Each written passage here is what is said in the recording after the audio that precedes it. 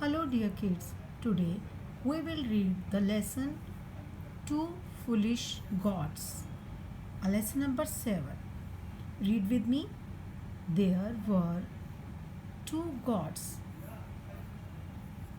दो वहाँ पर गॉड्स थी. They live in a forest. वो कहाँ रहती थी? लिव्ड मीन्स रहती थी एक फॉरेस्ट में. वन इवनिंग दे वर रिटर्निंग होम. एक शाम को दे यानी कि वो थी रिटर्न हो रही थी अपने घर को. एक शाम वो घर वापस आ रही थी. There was a small stream which they had to cross. बीच में एक छोटा सा स्ट्रीम था, यानी कि जिसको उनको उस धारा को क्रॉस करनी थी. They had to cross. उन्हें वो क्रॉस करनी थी, पार करना था. There was a log over the stream as a bridge. वहाँ पर एक लॉग रखा हुआ था. लॉग मीन्स ये जो बड़ा सा तना टाइप होता है ना, उसको लोग बोलते हैं लकड़ी का, जिसको कि उन्होंने पुल की तरह रखा हुआ था. ब्रिज की तरह यूज़ करते थे. ब्रिज यानी कि पुल. Only a god could cross that bridge at a time. Only एक गॉड जो थी वो कर सकती थी क्रॉस ब्रिज को एक टाइम में, यानी एक बारी में एक ही गॉड जा सकती थी. बट आप देखो सिचुएशन क्या थी कि एक गॉड को इधर से इधर आना था और दूसरी गॉड को इधर से क्रॉस करके उधर जाना था. सो क्या हुआ आगे, चलो जाने. The two gods came. दोनों गॉड्स आई फ्रॉम टू अपोजिट डायरेक्शन. दोनों अलग अलग डायरेक्शन से, अलग अलग दिशाओं से. ये इस दिशा से आई, वो उस डायरेक्शन से आई. Both of them reached at the centre. दोनों की दोनों पहुंच गई बिल्कुल सेंटर पे, बिल्कुल आमने सामने. स्टॉप स्टॉप, रुको रुको. Let me cross the stream first. मुझे इस रास्ते को पहले क्रॉस करने दो. The first god said. पहली गॉड ने कहा.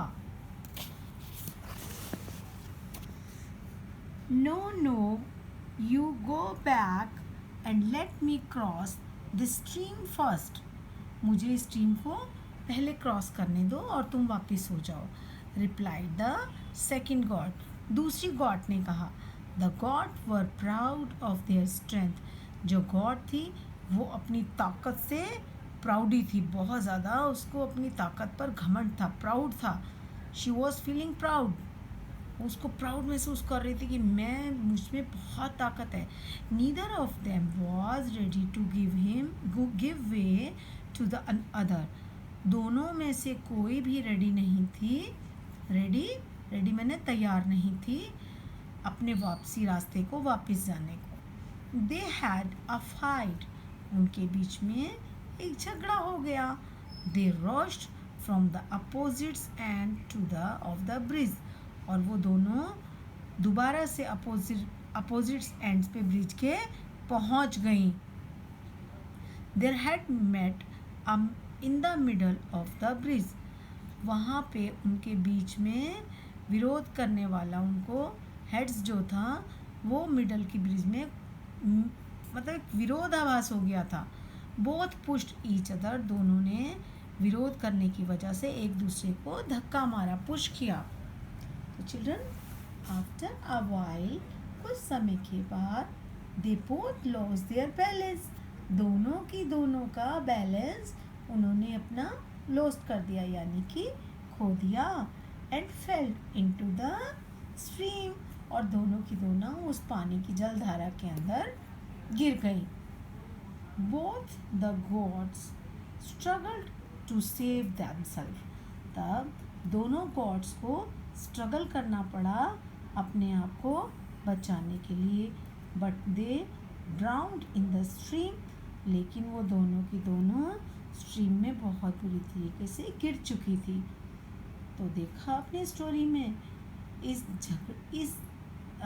स्टोरी से आपको क्या समझ में आया बताओ तो. यहाँ बुक के अंदर बताया गया है the moral, fighting is the work of foolish. दूसरों से झगड़ना मूर्खता का काम है। दूसरों से जब हम झगड़ते हैं, इसका मतलब उस वक्त में हम अपने काम की ओर ध्यान ना देकर अपनी एनर्जी को भी डाउन करते हैं और अपना समय भी खराब कर रहे होते हैं। तो उससे दूसरों से झगड़ने से अपना नुकसान भी होता है। और दूसरों से झगड़ने के कारण क्या क्या नुकसान हो सकते हैं, आप अपनी लैंग्वेज में बोलकर बताएं। ये स्टोरी अच्छे से रीड करें, उसके बाद आप अपनी लैंग्वेज में हमें बताएं कि इस moral of the chapter fighting is a work of foolish, मूर्ख लोगों का लड़ने का काम होता है, उससे क्या क्या नुकसान होते हैं, आप हमें अपनी लैंग्वेज में बताएं। आपको लेसन अंडरस्टैंड हुआ ना? इस लेसन को अब आप 2 टाइम रीड करेंगे